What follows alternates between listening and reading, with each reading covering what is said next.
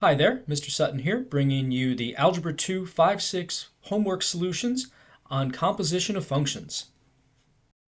For the first few problems, we're given these three functions, f, g, and h, that all do slightly different things, or radically different things, as it may be, and we need to find a few of these expressions here. So for this first one, we're doing f of g of 4. So to do this, we have to first evaluate g of 4, which is 4 into the g function here. So 2 times 4 minus 5. And that's 8 minus 5, which is 3. Next up, we need to plug 3 into the f function. So we're doing square root of 3 plus 1, which is square root of 4, or 2. For this problem, to do h of g of -1, we have to first plug -1 into the innermost function, the g function. So we've got 2 times -1 minus 5, and that's going to be -2 minus 5, which is -7. Now this result of -7 is going to get plugged into the next function, the h function. That's going to be 3 times -7 squared minus 3. And just going in PEMDAS operation order here, we've got -7 squared, which is positive 49. 3 times 49, that's, let's see, 3 less than 3 times 50, so 147. And 147 minus 3 is 144. For this problem, we have to first figure out f of 10, the innermost function. So that's going to be 10 plugged into this f function. That's just the square root of 10 plus 1, or square root of 11. Can't really do much more there. But now we plug this into the h function. That's going to be 3 times radical 11 squared minus 3. And if we do the order of operations, we have to square the square root of 11 first. That's just going to be 11. 3 times 11 is 33. And then 33 minus 3 is 30. For this problem, we're doing g of -2.5, so we don't need the f or h functions at all in this one. So we've got to do the innermost g of -2.5 first. So that's 2 times -2.5 minus 5. At least there's no question where you need to plug things in on this. So that's going to be -5 minus 5, or -10. So -10 is now getting plugged into this outer g function. That's going to be 2 times -10 minus 5. So that's -20 minus 5, or -25. For the next few problems, they're going to give us a couple of functions, probably called f and g each time, and we're going to figure out three things about them. Well, really four things, really six things. We need to find f of g, g of f, and f of f, and then we need to state the domain for each of those. So this is a fair amount of work for each question. Let's get started. First, we're doing f of g for these two functions. So f of g, that's going to be f of x minus 1. So we're plugging x minus 1 into this 2x squared function. That's going to be 2 times x minus 1 squared. And we're going to expand this now.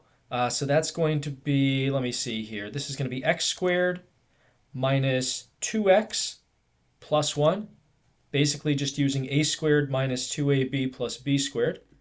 And then distributing all this to really simplify it, we've got 2x squared minus 4x plus 2. Next up, we are doing g of f, and the domain on this one, by the way, is all reals because it's a polynomial. So now we're doing g of f. That's going to be, let's see here, g of 2x squared. So that means we're plugging 2x squared into this x in the g function right here. So this is really 2x squared minus 1. And we can't simplify that any further. Since this is a polynomial and it came from polynomials, this one also has a domain of all real numbers. And then finally, we're doing f of f. So that's going to be f of 2x squared. That means 2x squared is going into this x in this 2x squared expression, which is kind of crazy. So we have 2 times 2x squared squared. Just applying the exponent first here, we have to square each thing inside the parentheses. So this is a 4 and an x to the 2 times 2, or x to the 4th. and then 2 times that gives us 8x to the fourth. Also a polynomial, so also has a domain of all real numbers. For this problem, we're trying to find a few compositions of the f and the g functions given here. We'll do f of g of x first. So that's going to be f of 4x plus 8 if we replace g of x with the rule that it stands for. So that means we're doing 3 times all of this stuff to the negative 1, which really means this is 3 over 4x plus 8. That's all in the denominator. And now for the domain on this one, the only thing we have to worry about is 0 in the denominator. So I'm going to set 4x plus 8 not equal to 0. And let's subtract 8 and divide by 4 to get x not equal to negative 2. So that's the only thing out of the domain for this one. Next up, we're going to do g of f of x. So that's going to be g of 3x to the negative 1. So we have 3x to the negative 1 getting plugged in for the x in the g expression. So 4 times parentheses 3x to the negative 1 plus 8. That just becomes 12x to the negative 1 plus 8. We can simplify this a little bit, moving this x downstairs and making the exponent positive. So that'll be 12 over x plus 8. And for the domain on this one, we have a denominator with an x here. So in order to make that denominator not equal 0, we have to make x not equal to 0. And that's the only thing that we really have to worry about on this one. Now finally, doing f of f. That's going to be f of 3x to the negative 1, the inner f of x function. So we're taking 3x to the negative 1 and plugging it into the x in this expression right here. So that's 3 times, and then parentheses, 3x to the negative 1 raised to the negative 1 power. So a lot going on right there. To make this a little bit easier to deal with, I'm going to apply this negative 1 exponent to both factors in this parentheses. So we have a 3 that was there before, we have a 3 to the negative 1, we have an x to the negative 1 to the negative 1. Going through and simplifying a bit, this 3 to the negative 1 is really 1 over 3. So in the beginning we basically have 3 over 3. And these exponents are going to get multiplied, so this is becoming x to the positive 1, or just x. And we can simplify that 3 over 3 to an invisible 1, so at the end of the day this is just x. Now, the only thing we have to be mindful of with the domain on this one, the x itself doesn't have any domain issues. It's a polynomial, so by itself, if this was our starting point, we would say all real numbers. However, looking where this came from, at some point, this thing had something over x going on. This 3x to the negative 1 is really a 3 over x. So we don't want to plug 0 into that fraction and make it undefined.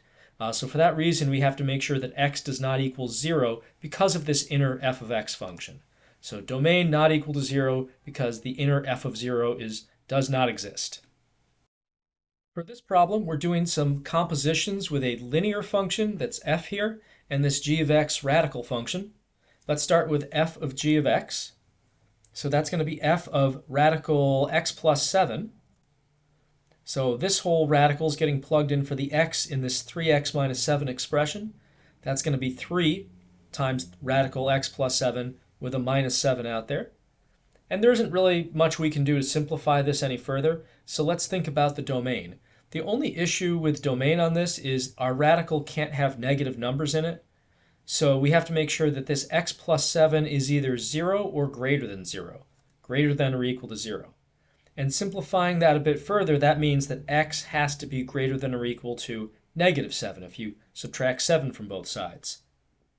All right, so moving on now to part B, g of f of x. That's going to be g of 3x minus 7. So this whole 3x minus 7 then is going in for the x inside this radical. And if we simplify this, the negative 7 and positive 7 cancel out, leaving us with just the square root of 3x. Now, just like before, we don't want our radicand to be negative. So I'm going to set 3x this time greater than or equal to 0, just like I did with x plus 7. And if I divide by 3, I see that actually x needs to be greater than or equal to 0 itself. And then finally, coming over here to f of x. This is just f of 3x minus 7. So this 3x minus 7 now is getting plugged into the x in the 3x minus 7 function, so a little bit weird there. We have 3 times 3x minus 7 minus 7. This is going to be 9x, and then this would be minus 21 minus a 7. So that becomes minus 28 over there for 9x minus 28. Domain on this one, since we started with linear functions and ended with a linear function, this is all going to be all real numbers. For this problem, which is on the honor set here, we have this function c of m equals 15 minus 10.5 m that approximates the temperature in degrees Celsius at an altitude of m miles. So if I tell you how high up we are, you can tell me, based on this function, what the temperature is. Cool. The diagram here shows the altitude in miles of an airplane t minutes after taking off, and this is valid between 0 and 30 minutes.